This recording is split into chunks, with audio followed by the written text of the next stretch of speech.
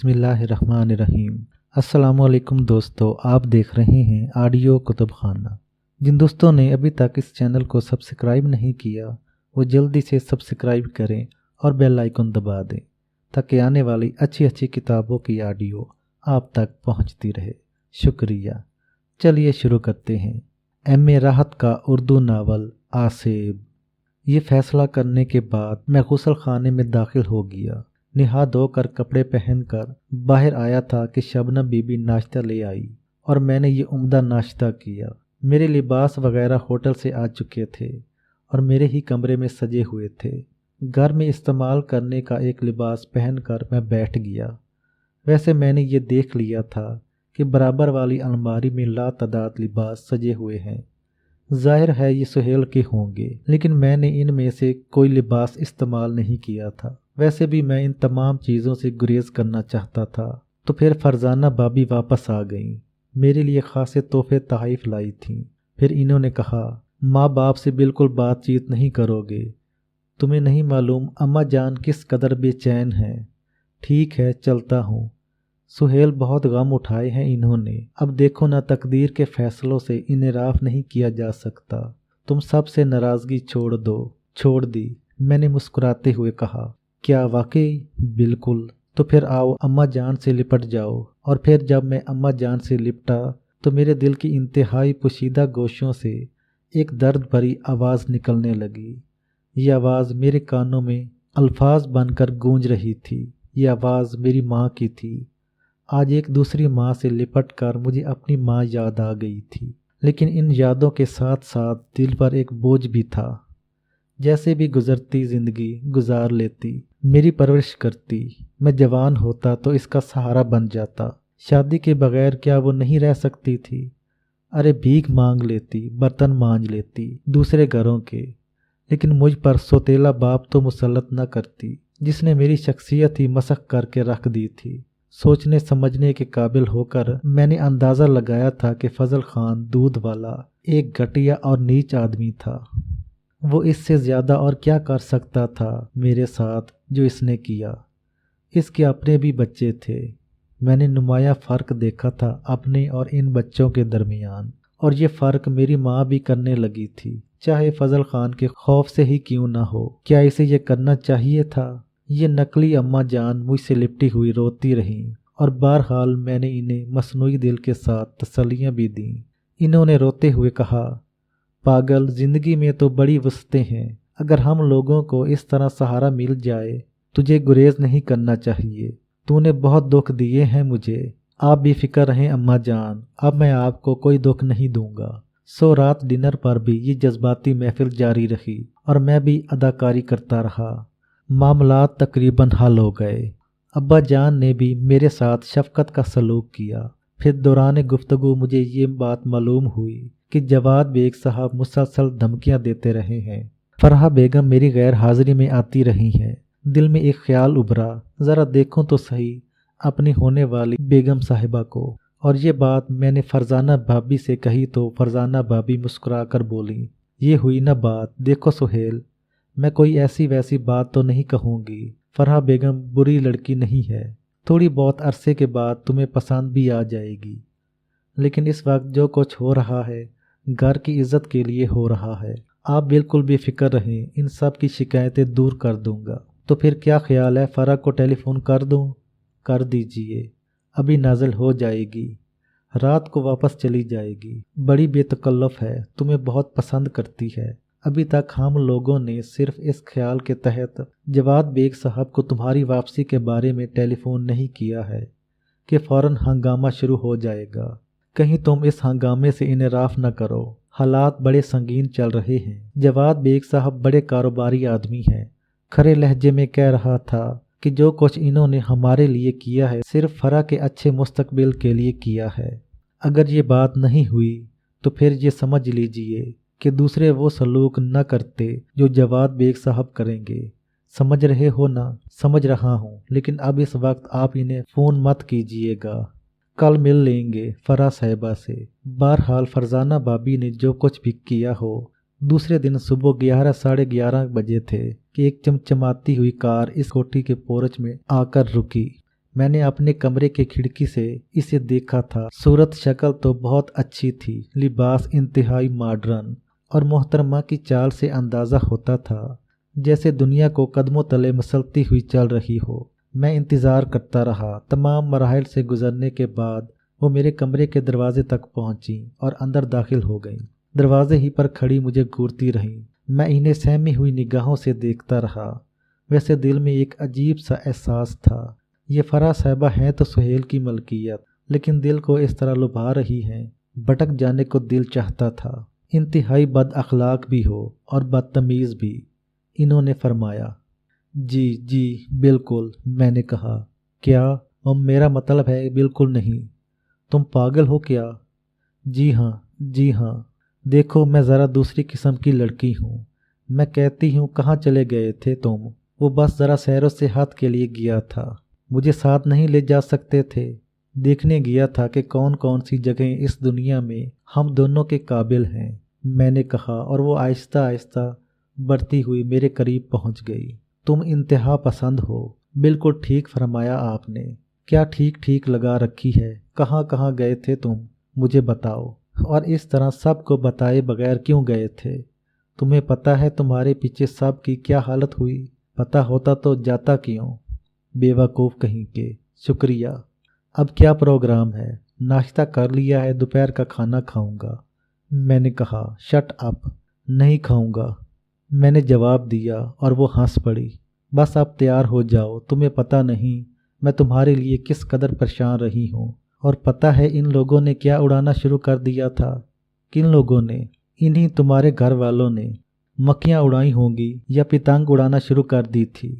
कहना शुरू कर दिया था इन लोगों ने कि तुम मुझे नापसंद करते हो, इसलिए घर से भाग गए हो। फराह ने कहा। बकवास करते हैं, तुमसे हसीन लड़की तो मैंने रूए ज़मीन पर दूसरी नहीं देखी। झूठ बोल रहे हो, वो इतरा कर बोली। हो सकता है, मैंने जवाब दिया। क्या? वो फिर गुस्सीले लहजे में बोली। नहीं, मेरा मतलब है कि हो सकता है किसी कोने खुदरे में छुपी बैठी हो, मेरी निगाहों के सामने ना आई हो। कौन? वही, मेरा मतलब है तुमसे ज़्यादा खूबसूरत लड़की। बहुत ज़्यादा ज़राफ़त का मुज़ाहरा मत करो। मैं तुम मर्दों की चालें खूब समझती हूँ। ज़ाहिर है मर्दों से तुम्हारा वास्ता पड़ता रहता है। क्या मतलब? मेरे किरदार पर तंज करना चाहते हो? अरे बाप रे, तुमसे तो कोई बात कहना भी बस मुश्किल ही है। अच्छा, मैं कहती हूँ तैयार हो जाओ। तुम्हें मालूम नहीं तुम्हारी वजह से मैंने कितने ताने सहे हैं, किस किस ने मेरा मजाक उड़ाया है। लोग ये कहने लगे थे कि तुम मुझे पसंद नहीं करते और मैं इस काबिल नहीं हूँ। तौबा तौबा, कौन लोग थे? वो इन नामों की एक फहरिस्त बनाकर मुझे दे दो, सबको ठीक कर दूंगा, मैंने कहा। अब उठोगे या यूं ही बकवास करते रहोगे? उठूंगा, सर के बाल उठूंगा, मैंने कहा, और अपनी जगह से उठ गया। क्या खूब मज़े की बात थी। मेरी होने वाली बेगम साहिबा ये खातून है जो किसी ऊँट की तरह मेरी नाक में नुकेल डालने की कोशिश कर रही हैं। बहरहाल मैं तैयार हो गया। वक्त ने कहीं से कहीं पहुंचा दिया था, तो वक्त के साथ सफ़र तो करना ही था। अब ये अलग बात है कि इस सफ़र में मेरी टांगें टूट जाएं। क्या करूं, क्या न करूं?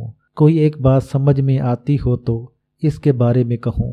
बार तौर मैंने लिबास वगैरह तब्दील कर लिया। घर के लोगों में फराह ने कोई दिलचस्पी नहीं ली, और मैं ये महसूस कर रहा था कि फराह ना तो इन लोगों को पसंद करती है और ना ही ये लोग फराह को पसंद करते हैं। अजीब लोग थे, एक शख्स को दांव पर लगाकर इसके मुस्तकबिल से खेल रहे थे। हालांकि इंसान अपने मामलात खुद भुगतता है। अगर इनका कोई ऐसा मामला था तो इन्हें खुद देखना चाहिए था। फराह जैसी 30 मार खां टाइप की लड़की भला कौन पसंद कर सकता था? बेचारा सुहेल ठीक भागा।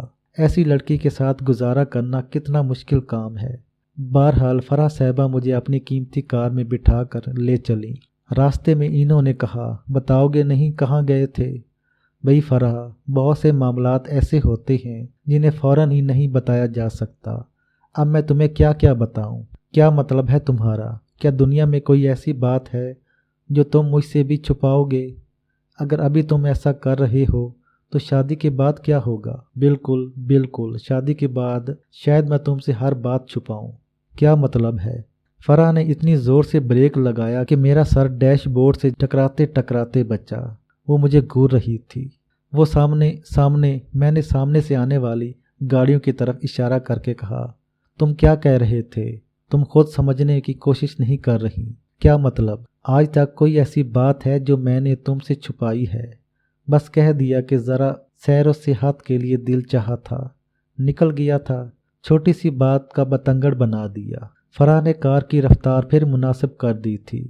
इसने गुस्सीली आवाज़ में कहा, मेरे सामने ज़रा मुहतात रहकर बोला करो, आइंदा ख्याल रखूँगा। मैंने जल्दी से जवाब दिया, मैं डैडी से क्या कहूँगी? मेरा तारुफ करा देना, बता देना इन्हें कि मैं सुहेल हूँ। बहुत ज़्यादा पुरमजाक बनने की कोशिश मत करो। खुदा खुदा करके हम खूबसूरत कोठी तक पहुँच गए थे जो मोहतरमा फराह की थी। वैसे इस कोठी को देखकर भी डामाडोल होता था।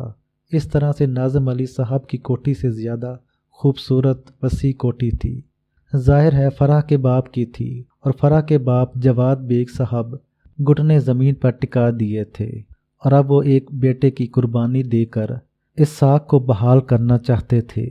लेकिन बेटे ने अपनी कुर्बानी कबूल नहीं की थी और भाग गया था और पकड़े गए थे हम। ड्राइंग रूम में दाखिल हुए और थोड़ी देर इंतज़ार के बाद फराह ने आकर कहा, डैडी इस वक्त हैं नहीं, लेकिन मैं तुम्हें इनसे मिलने बगैर नहीं जाने दूंगी। कब तक वापस आ जाएंगे? जब भी वापस आएं, तुम पर क्यों मुसीबत नाजिल हो रही है? बिल्कुल नहीं नाजिल हो रही है। आओ चलो, अब ड्राइंग रूम में बैठने से कोई फ़ायदा नहीं, घर जाना है। ये घर नहीं है। नहीं, मेरा मतलब है अपने घर। तुम्हारा घर यही है, समझ रहे हो ना? शादी के बाद मैं तुम्हें इस जगह नहीं रहने दूंगी, यहाँ आकर रहना होगा तुम्हें। ये तो मेरी खुशकिस्मती है, इतनी खूबसूरत कोठी। आओ, इसने कहा और मैं उठकर इसके साथ इसके बेडरूम में दाखिल हो गया। क्या ही आलीशान बेडरूम था, देखने से ताल्लुक़ रखता था। वैसे तो पूरी कोठी ही एक निगाह में शानदार नज़र आ रही थी, लेकिन बेडरूम इतनी कीमती डेकोरेशन पीस वहाँ मौजूद थे कि देखकर आंखें हैरत से फैलती थीं। एक मेरी बस्ती थी, या अब तक गुजारा हुआ वो वक्त। इन दो कोठियों को देखने के बाद ये एहसास हुआ कि इंसान किस अंदाज में रहते हैं, किस तरह जीते हैं। फिर फराह से मुख्तलिफ़ किस्म की बातें होती रहीं। किसी ने इन बातों में मुदाखलत नहीं की थी, यहाँ तक कि मैं संजीदा हो गया। मैंने कहा, फराह, तुम्हारे अलावा कोठी में और कोई नहीं रहता? क्यों नहीं, मुलाजमों की फ़ौज है पूरी। इस फ़ौज का कोई कमांडर नहीं है? क्या मतलब? मेरा मतलब है कि तुम्हारे अलावा यहाँ और कौन कौन है? क्या तुम्हें मालूम नहीं है मेरी मम्मी मर चुकी हैं, बस डैडी हैं और मैं, और ये सब कुछ मेरा है। वो तो है, ये तो मुझे मालूम है, लेकिन मेरा मतलब है तुम अपने किसी रिश्तेदार को बुलाकर यहाँ क्यों नहीं रखती? कोई इस काबिल नहीं है। मैं बहुत रिज़र्व रहती हूँ। आम किस्म के लोगों से मिलकर मुझे कोई खुशी नहीं होती। रिश्तेदार तुम क्या समझते हो? रिश्तेदार इन मक्खियों की मानिद होते हैं जो हर मीठी चीज़ पर आकर बैठ जाती हैं और इसे चट कर जाती हैं। हम लोग इसके कायल नहीं हैं।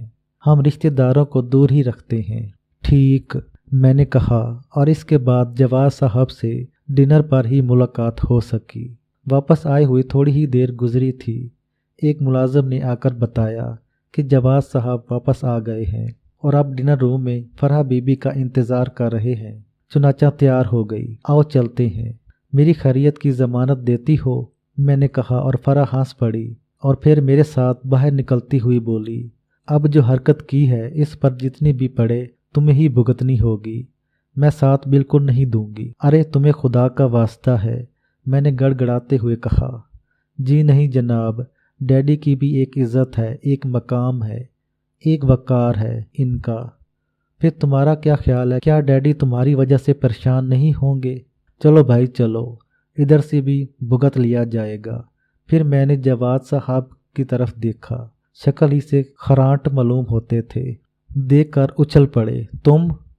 इन्होंने खूनी आवाज़ में कहा। जी, तुम्हें शर्म नहीं आती? कभी कभी आती है, मैंने जवाब दिया। मुझसे मजाक कर रहे हो? जानते हो मैं किस किस्म का आदमी हूँ? जी जानता हूँ। ये कहाँ से पकड़ा तुमने? इस बार जवाद साहब ने बेटी को मुखातिब करके कहा था। नहीं डैडी, ऐसी कोई बात नहीं है। सारी गलत फहमियाँ थीं। फराह बेगम ने बाप को ठंडा करने की कोशिश की और मैंने सुकून की सांस ली। कैसी गलत फहमियाँ? जो कुछ कहा गया था वो गलत था। सुहेल तो किसी काम से बाहर गए हुए थे, किसी को बताए बगैर। काम ही ऐसा था डैडी। क्या काम था? अब हर बात तो सबको नहीं बताई जा सकती। बस मैंने कह दिया इन्हें काम था। इन्होंने मुझे मुतमईन कर दिया है। कमाल करती हो। और लोगों ने न जाने क्या क्या कहानियां उड़ा दी थीं। लोगों ने उड़ाई थीं, खुद सुहेल ने तो नहीं उड़ाई थी कोई कहानी। अब देखिए ना, ये बच्चे तो नहीं हैं, जवान आदमी हैं। हर शख्स के अपने मसाइल होते हैं और अपने मसाइल वो खुद ही हल करता है। सुहेल अगर किसी काम से चले गए तो ये तो दूसरों का कसूर है कि इन्होंने तरह तरह की कहानियां बनाना शुरू कर दी। इसमें सुहेल का क्या कसूर है? हाँ, ये बात तो है, लेकिन इस सिलसिले में सबसे बड़े कसूरवार नाजिम अली साहब हैं। इन लोगों ने क्यों ड्रामा शुरू कर दिया था? डैडी, बात ही कुछ ऐसी थी कि सुहेल साहब ने किसी को कुछ नहीं बताया था, बस खामोशी से बाहर निकल गए थे। बैठो, डिनर करो मेरे साथ। जवाद साहब मुतमईन हो गए थे, लेकिन इनकी आवाज़ में अब भी एक खूनखार कैफियत थी। मैं खामोशी से बैठ गया। फरा मेरे साथ ही बैठी हुई थी। जवाद बेग ने कहा, और सब खैरियत तो है ना? जी बिल्कुल खैरियत है। किसी मुश्किल का शिकार तो नहीं हो? नहीं सर, मैंने जवाब दिया। सर? जवाद बेग साहब चौंक कर बोले। मैं और क्या अर्ज करूं, आपने मुझे डांट ही इतना दिया है, मैंने कहा। और जवाद बेग साहब खाने में मसरूफ हो गए। फरा मुस्कुराती रही थी, लेकिन बाहर तौर इसने मेरी खातिर मदारात की थी। जवाद बेग साहब ने कहा, मुझे तुमसे कुछ बातें करनी है। मेरा ख्याल है रात यहीं रुक जाओ, कल दिन में चले जाना। जी वो? क्या जी वो? बाद में तुम्हें इस घर में नहीं रहना। असल में बात यह है कि नाज़िम अली के दिल से ये ख्याल दूर करना चाहता हूँ कि अब बेटे पर इसका हक रह गया है। सवाल ही पैदा नहीं होता। ये बात तो पहले ही इन लोगों को बता दी गई थी, वही तो मैं कह रहा हूँ। खैर, बाकी सब कुछ बाद में होगा। सुना तुमने? यहीं रुक जाओ। जी बहुत बेहतर, मैंने जवाब दिया। फरा साहिबा मुस्कुराती रही थी। डिनर के बाद मैं फरा के साथ उठकर बाहर लॉन पर आ गया। फरा मुझे अपने लगाए हुए नए पौधे दिखा रही थी। कहने लगी, बागबानी मेरी ज़िंदगी है। दुनिया भर में जहाँ कहीं किसी हसीन फूल या पौधे के बारे में कोई रिपोर्ट तैयार होती है और मुझ तक पहुँच जाती है, तो समझ लो वो मेरे पास पहुँच गया। बहुत खूबसूरत शौक़ है। डैडी ने तुम्हें यहाँ रुकने के लिए कहा है? हाँ, मैं भी यही चाहती थी। हाँ, क्या कुछ और सोच रहे हो? नहीं। क्यों? हर बात में हाँ हाँ कह रहे हो। अजीब बात है मिस फरा, किसी बात में अगर हाँ नहीं कहता तो आप नाराज़ हो जाती हैं। अब ऐसा भी नहीं, मुझे शौहर चाहिए, काठ का उल्लू नहीं। मैं खामोश हो गया। जहन में बहुत से ख्यालात आए थे, लेकिन ज़बान से नहीं अदा कर सकता था। फिर फरा ने कहा, मेरे बेडरूम में सोओगे? बाप रे बाप! क्या जवाद बेग साहब के हाथों कत्ल करवाना चाहती हो? वो हंस पड़ी, फिर बोली, मुंह धोकर रखो, मेरे झूठ को सच समझ बैठे। आओ मैं तुम्हें तुम्हारा बेडरूम दिखा दूं। बेडरूम की क्या ज़रूरत है? रात को अगर देर हो गई तो लेट नाइट वापस जाऊंगा। क्यों, मौत आ रही है क्या? वापस जाने के लिए मेरे जा रहे हो? कितने दिन के बाद मिले हो मुझे? नहीं, ऐसी कोई बात नहीं। मेरे बराबर के बेडरूम में सो जाना।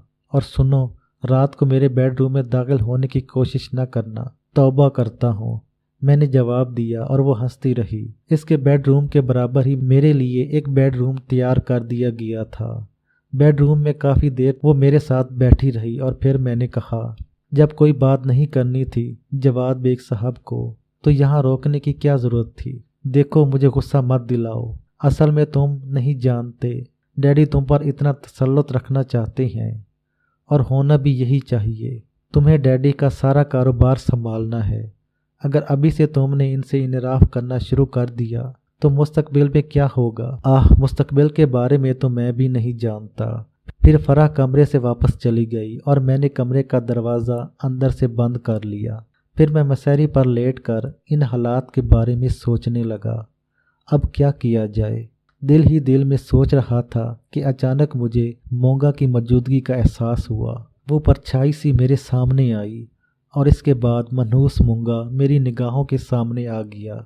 वही बे गर्दन का जिसे अगर कोई और इस आलम में देख लेता तो दहशत से मर ही जाता। लेकिन मैं इसका आदी हो गया था। फिर भी न जाने क्यों इसे देखकर खौफ की एक जुर्जरी मेरे वजूद में पैदा हो जाती थी। मूंगा ज़मीन पर बैठकर गर्दन का हिस्सा पीटने लगा जो सर के बगैर था। फिर वो मुकम्मल तौर पर नुमायाँ हो गया। मैं इसे देख रहा था। तुझ पर क्या मुसीबत नाजिल हुई है? जब देखो मुंह उठाए चला आता है। एक तो मरवा दिया हमें, दूसरा हमारा सत्यानाश कर दिया। भगवान तुम्हारा सत्यानाश करे। अरे अरे क्या बकवास कर रहा है? अब बताओ हमारी खोपड़ी हमें कहाँ से मिले? अरे बाबा, हमारी खोपड़ी तुम ही दोगे जब तक तुम जा पूरा नहीं करोगे। हमारी खोपड़ी हमें नहीं मिलेगी। जहन्नम में जा तू और तेरी खोपड़ी। अरे वाह वाह वाह, कैसे जहन्नम में जाएं? मरवा दिया हमें और कहते हो जहन्नम में जा। जहन्नम में भी बगैर खोपड़ी के गए तो वहाँ से निकाल दिए जाएंगे। तो मैं क्या करूं? जाप याद करो महाराज, जाप याद करो। मुझे नहीं याद आता। तो फिर हम बगैर खोपड़ी के ही रहेंगे। अपने परिवार में जाते हैं तो वहाँ जूते पड़ते हैं कि ससुरे खोपड़ी कहाँ फेंक आया। अब क्या बताएं, हम तो अजीब मुसीबत में पड़ गए। ऐसा करो महाराज, जब तक हमारी खोपड़ी नहीं मिल जाती, जब तक तुम्हें जाप नहीं याद आ जाता, तो कोई और खोपड़ी हमें दे दो। क्या बकवास कर रहा है? अरे हाँ, ऐसा तो हो सकता है।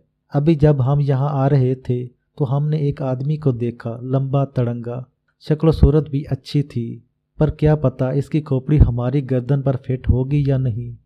मौंगा भाग जा यहाँ से।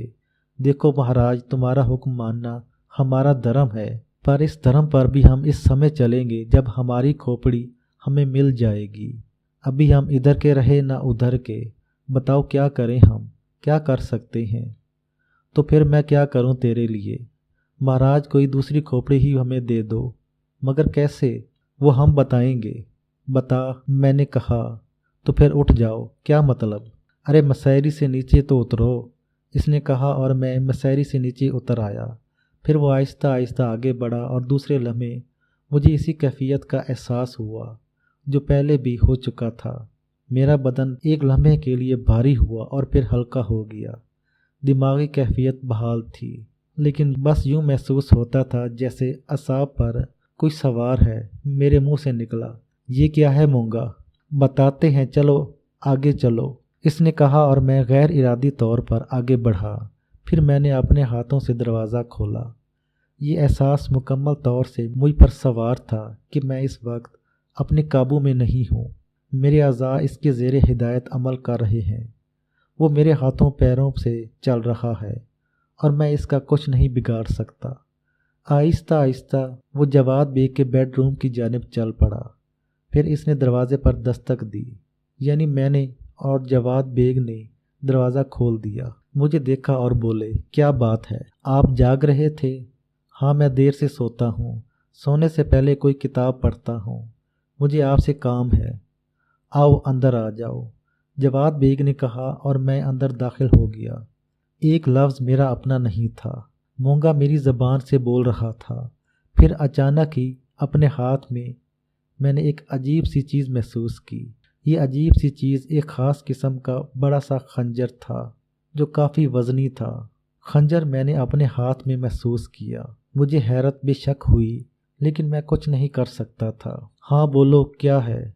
इन्होंने कहा और इसी वक्त मैंने खंजर सीधा कर लिया।